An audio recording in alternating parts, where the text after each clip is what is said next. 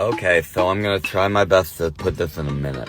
So take the video that you want to use, okay? And then you stop it, take a screenshot on the good spot. Go to Video Leap, and what you're gonna do is you're gonna go find that spot and hit the freeze button. Alright, it's gonna make a little copy. Go to Photo Leap, and then you're gonna open up that screenshot, go to the brush, and draw around the thing that you want, right? So it doesn't have to be perfect, just be quick. You're gonna zoom in and you're gonna fill in the spots, and it's gonna look great afterwards. So when you're done with that, you're gonna go to the bottom layer, you're gonna hide it so no one can see it. Make sure it's a TIFF file so it stays transparent.